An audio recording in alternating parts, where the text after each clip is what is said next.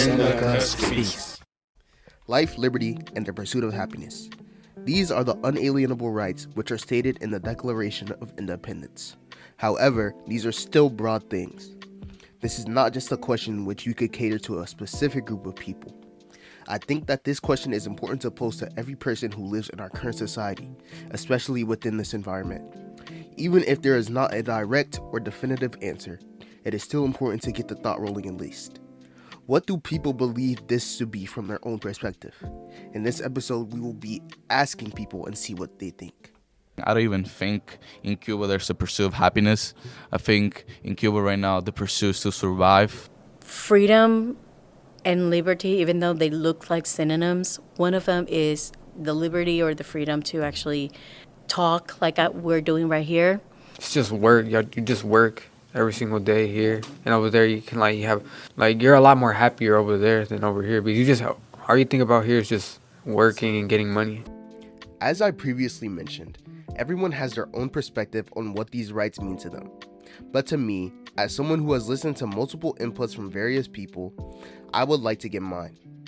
I started this episode having my own set opinions on the matter, living through my own life experiences, as well as my mom being from Africa. But of course, this podcast was started to gain input and perspectives from multiple people, whether it be from students or teachers.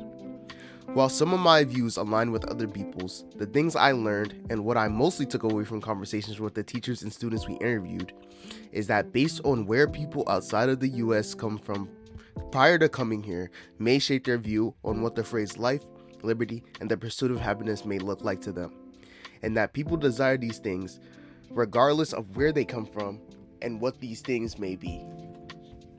The Declaration of Independence. A document written in 1776 contains all sorts of different meanings. Though everyone perceives these things differently, most can agree that the Declaration of Independence sets a precedent, a standard for people who live here.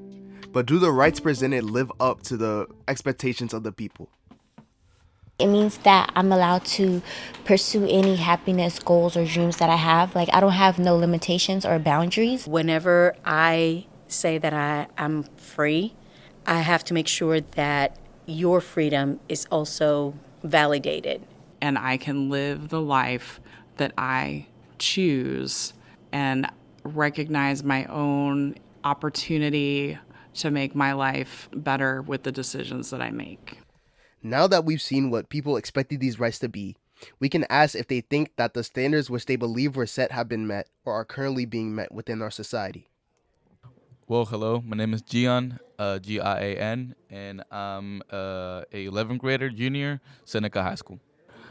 Because since I was a little kid, my parents had a dream to go to the United States, and they told me, yo, we're going to go to United States. United States is good. We have a family there, and I pretty much liked it, and I thought, and I still do, that the regime wants to, fool you so you can think, oh, yeah, United States is bad. It's not worth it. Why go there? Seeing what Gian expected the U.S. to be like, we then asked how reality was different from what he actually experienced. How were his expectations met or exceeded? That the health system was bad, that would let you die because you had no money, that you were going to be homeless, that you wouldn't go far. When the president, Fidel Castro, died, they told me that everything was going to go down, and in fact it did. My parents had to buy a lot of stuff, and the electricity was just going down. There was no food, no anything, and that's the key moment that my parents were like, we have to go. This is just going to get worse from here, so we had to leave. And then when I came here 3 months later, it changed me a lot. Just going to every supermarket was full of food.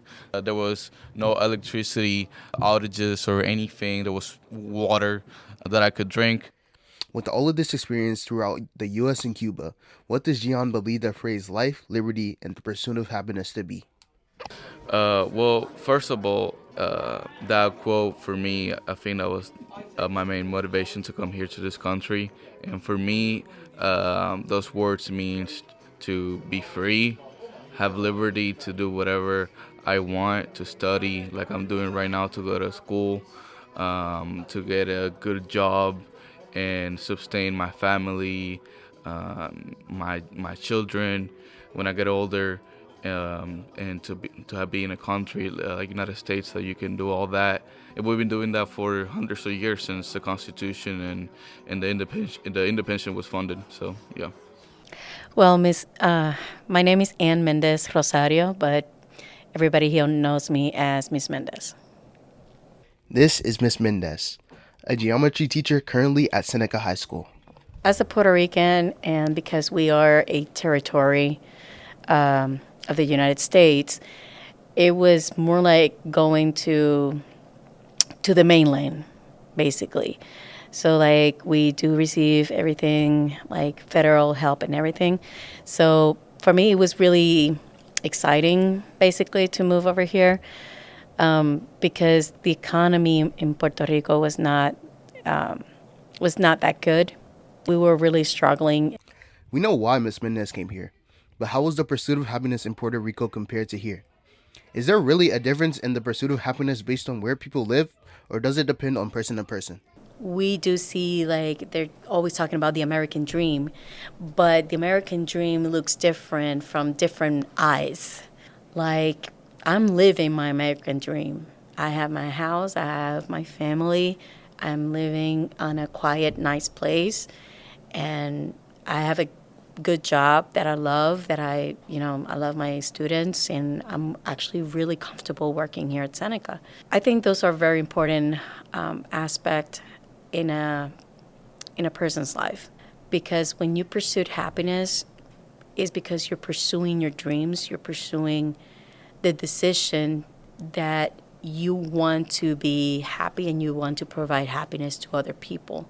Whenever I say that I'm free, I have to make sure that your freedom is also validated, So, like, I cannot do things or say things that will jeopardize your freedom.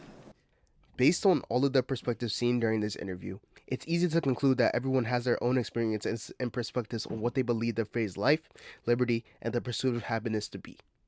Some may be similar and some may differ, but through seeing these perspectives, we can see that even throughout different lenses of life, there are main ideas of what these rights represent.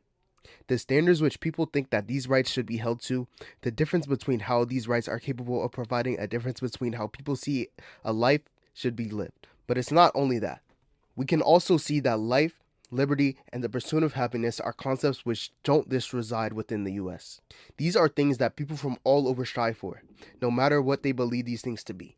This is the Seneca Speaks podcast team, reporting from Louisville, Kentucky.